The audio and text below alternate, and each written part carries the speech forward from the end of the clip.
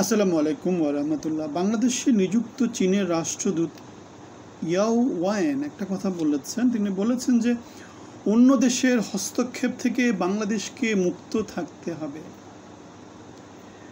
শুধুমাত্র চীনের হস্তক্ষেপটা বাংলাদেশের উপর করা যাবে, অন্য কোনো দেশ বাংলাদেশের উপর হস্তক্ষেপ করুক সেটা চীন চায় না। খুবই স্বাভাবিক। ভূ রাজনীতি, ব্যবসায়িক আধিপত্য, বাংলাদেশেরকে তাদের কলোনি হিসাবে ইউজ করতে পারা। সুতরাং বাংলাদেশে যেহেতু চীনের বিশাল রকমের বিনিয়োগ কার্যক্রম আছে, বাংলাদেশে যেহেতু চীনের ইনভেস্টমেন্ট আছে, বাংলাদেশ যেহেতু একটা ভূ রাজনীতিক দিক থেকে মোটামুটি একটা ভালো অবস্থানে আছে, কারণ হচ্ছে চায়নার সাথে যেহেতু আমেরিকার একটা ক্ল্যাশ আছে, সুতরাং বাংলাদেশকে ভূমি হিসাবে ইউজ করার জন্য চায়না যেমন করে চাইবে একই রকম করে আমেরিকাও চাইবে। যদিও আমেরিকা তাদের নতুন একটা ফ্রন্ট খুলেছে, সেটা কোন জায়গা, সেটা হচ্ছে আরাকান আর্মির মাধ্যমে বার্মাতে। সুতরাং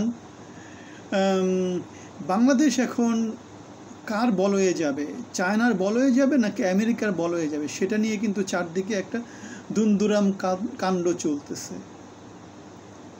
আমরা দেখেছি ডক্টর মোহাম্মদ ইউনুস আমেরিকার বেসিক্যালি নানা রকমের ইন্টারভেনশনের ফলে আরাকান আর্মির নানা রকমের সুযোগ সুবিধা গ্রহণ করার মধ্য দিয়ে আইএসআই বা ইসলামী দলগুলোর তিনি ক্ষমতায়িত হয়েছেন। এখন যেহেতু আমেরিকাতে ডেমোক্রেট সরকার যেহেতু ক্ষমতায় নাই, রিপাবলিকানরা ক্ষমতা নিয়েছে, ডোনাল্ড ট্রাম্প ক্ষমতা নিয়েছে, ডোনাল্ড ট্রাম্পের সাথে বর্তমান যেই আমাদের ইউনুস সরকার, তাদের রিলেশনশিপ খুব একটা ভালো না। এবং ডোনাল্ড ট্রাম্পও মোটামুটি ভূ রাজনৈতিক দিক থেকে তিনি ডেমোক্রেটদের যে পলিসিগুলো ছিল সেগুলোর সাথে খুব বেশি যে ঐক্যমতে আছেন তেমন না। তিনি আছেন বেসিক্যালি তার ট্যারিফ নিয়ে, বাণিজ্য নিয়ে, যুদ্ধ নিয়ে, কীভাবে আমেরিকাকে গ্রেড করা যায়, কীভাবে আমেরিকার ইকোনমিকে বুস্ট করা যায় সেগুলো নিয়ে।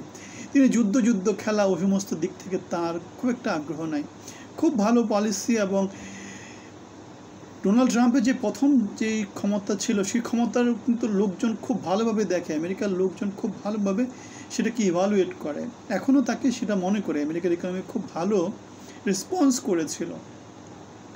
এখন সেকেন্ড টাইম সে ক্ষমতায় এসে আমেরিকার ইকোনমিতে অনেক যুগান্তরকারী কার্যক্রম নিচ্ছে। যেমন গতকালকে একটা পোস্ট করেছিলাম যেখানে বলেছিলাম চায়না জাপান $1 ট্রিলিয়ন ইনভেস্ট করবে আমেরিকান ইকোনমিতে। সৌদি আরবের মোহাম্মদ বিন সালমান তাও $1 ট্রিলিয়ন মতো ইনভেস্ট করবে আমেরিকাতে। তারপরে অ্যাপেল তাদের বড় বড় প্ল্যান্টগুলো সব আমেরিকাতে শিফট করছে, ইন্টেল সেটা করছে, মানে যা আছে প্রক্টর গাম্বেল সবাই মোটামুটি আমেরিকাতে শিফট করছে। তার মানে আমেরিকার লোকজন কাজকর্ম পাবে, আমেরিকা থেকে প্রোডাক্টগুলো সারা পৃথিবীতে এক্সপোর্ট হবে, আগে অন্যান্য দেশ থেকে হতো। সুতরাং আমেরিকার ইকোনমি ফুলে ফেঁপে উঠবে এবং আমেরিকার জিডিপি গ্রোথ অনেক বেশি হবে, আমেরিকার কর্মসংস্থান হবে, আমেরিকা আবার সেই 1900 শতকের মতো করে প্রোডাকশন হাউস হয়ে যাবে, যেমন করে জাপান হয়েছিল, যেমন করে চায়না হয়েছিল। সুতরাং এখন আমেরিকা আবার তাদের ফান্ডামেন্টাল দিকে মনোযোগ দিচ্ছে। ফান্ডামেন্টাল ছাড়া অন্য কিছু নাই, ফান্ডামেন্টালের দিকে আপনাকে সবসময় নজর দিতে হবে। যদি সেটা আপনি না করেন তাহলে যেটা হবে সেটা হচ্ছে আপনি খুব বেশি দূর যেতে পারবেন না। যেমন এই যে চায়না যে এত দূর আগালো, কেন আগালো? কারণ তারা কয়লা ভিত্তিক সোর্স, এনার্জি সোর্স দিয়ে তারা কি করেছে, তাদের ইকোনমিকে ডেভেলপ করেছে। এখন ইকোনমিকে ডেভেলপ করার পরে তারা কয়লা থেকে এখন বেরিয়ে আসছে না, তারা এখন ক্লিন এনার্জির দিকে মুভ করছে। তারা এখন রকেট সায়েন্স, বিমান, চিপ ফ্যাক্টরি এগুলোর দিকে তারা যাচ্ছে। আর আমাদের বাংলাদেশে কি করছে, বাংলাদেশ তারা প্রথমেই শুরু করছে কি, ওই যে রিনিউয়েবল সোর্স। আমাদের ফাউজুল কবির খান এই কথাটা বলেছে। আমি তখন বলেছিলাম নতুন মাল শিরোনামে আমার চ্যানেলে একটা ভিডিও করেছিলাম, বলেছিলাম যে এরা কি বলছে, এরা কিসের লোকজন, এদের বুদ্ধিশুদ্ধিকে হাঁটুর নিচে। কারণ যখন আপনি ডেভেলপমেন্ট ফেজে থাকবেন, উন্নয়নের ফেজে থাকবেন, তখন আপনি বেশি খরচ হয় এমন কোনো কিছু করতে পারবেন না। রিনিউয়েবল এনার্জির দাম অনেক বেশি, সে তুলনায় কয়লা ভিত্তিক এনার্জি অনেক চিপ। সো বাংলাদেশের জন্য কয়লা ভিত্তিক, তেল ভিত্তিক যেগুলো বড় ফ্যাক্টরি সেগুলো অনেক গুরুত্বপূর্ণ, নয়তো বাংলাদেশ বিজনেসে টিকতে পারবে না, বাংলাদেশ উন্নতি করতে পারবে না। যেমন একটা কথা বলেছিলাম, ইন্ডিয়াতে একটা ডিমের দাম 3 টাকা থেকে 4 টাকা, বাংলাদেশে সেটা 11 টাকা, 12 টাকা, 20 টাকা পর্যন্ত হয়। কেন? বাংলাদেশের যেই ট্যাক্সেশন পলিসি, বাংলাদেশের যেই জ্বালানি তেলের যে বাজার মূল্য, বাংলাদেশের মানে আমাদের যে সরকারি কর্মকর্তা কর্মচারীদের যে বিশাল বার্ডেন, এগুলো আসলে একটি ইকোনমি ডেভেলপ করার জন্য ভালো কিছু না।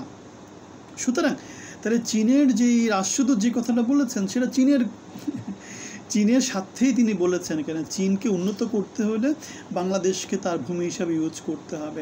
বাংলাদেশ যাতে অন্য কোনো পরাশক্তির হাতে না যায় চীনকে সেটা নিশ্চিত করতে হবে।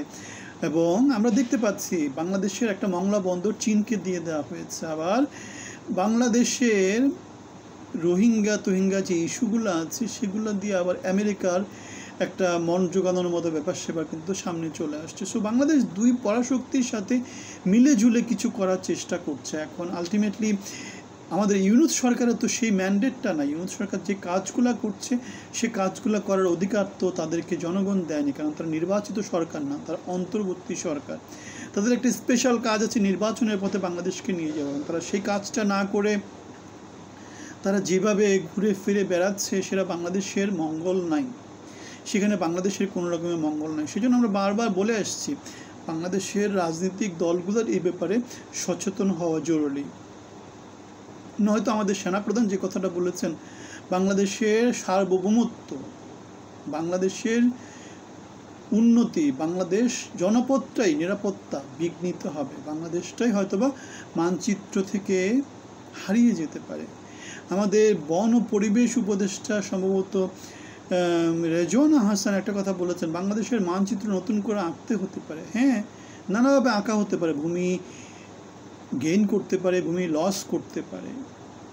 সুতরাং বাংলাদেশকে এই ব্যাপারে প্রচণ্ড রকমের মনে হয় বাংলাদেশের রাজনৈতিক দলগুলোর সজাগ হওয়া উচিত, বাংলাদেশের জনগণের সজাগ হওয়া উচিত, বাংলাদেশের জনগণের মাঝ থেকে এই ব্যাপারে ভয়েসটা আসা উচিত, যোগ্যতা সম্পর্ক লোকদেরকে পদায়িত করা উচিত। যারা নিজেদের স্বার্থে বাংলাদেশকে লুটে পুটে খেয়ে দিচ্ছে তাদেরকে না করা উচিত। ডক্টর মোহাম্মদ ইউনুস আমরা দেখেছি ট্যাক্স ব্যাট সব কিছু মাফ করে নিতে, নিজের মামলা উইথড্র করে নিতে, বাই ব্রাদার কেন্দ্রিক শাসনতন্ত্র তৈরি করতে, যেখানে মেধা এবং যোগ্যতাকে তিনি প্রাধান্য দিচ্ছেন না। সুতরাং ডক্টর মোহাম্মদ ইউনুসকে আমাদেরকে না বলতে হবে, আমাদেরকে শুধুমাত্র বাংলাদেশের জন্য যা যা ভালো সেগুলোকে হাঁ করতে হবে। নির্বাচন ভালো, মেধা যোগ্যতা ভালো, গঠনমূলক যে কোনো কাজ করা বাংলাদেশের জন্য ভালো, ইন্ডাস্ট্রিয়ালাইজেশন করা বাংলাদেশের জন্য ভালো, প্রোডাক্টের দাম কমানো বাংলাদেশের জন্য ভালো, কর্মসংস্থান সরকারি লেভেলে কমানো বাংলাদেশের জন্য ভালো। এমন এমন পলিসি করা দরকার যে পলিসিতে বাংলাদেশের শিল্পায়ন হবে, সেটা করা বাংলাদেশের জন্য ভালো। আমরা একটা ব্যানারে কথা বলি যেটা জনগণের বাংলাদেশ, মানবিকের বাংলাদেশ। আপনারা আমাদের সাথে অংশী হতে পারেন। আমরা 17 বছর বিএনপির গণতান্ত্রিক আন্দোলনে ছিলাম, কোটা বিরোধী আন্দোলনে ছিলাম। আমরা সরকারের অংশী হতে চেয়েছিলাম, কিন্তু সরকার আমাদেরকে মূল্যায়িত করেনি। আপনারা আমাদের সাথে থাকতে পারেন, আমরা বাংলাদেশের হয়ে কথা বলি, বাংলাদেশের জন্য কথা বলি। আমরাই বাংলাদেশ, আমরাই আমি, আপনি, আমরাই বাংলাদেশ। ভালো থাকবেন, আপনার মতামত জানাবেন। ধন্যবাদ।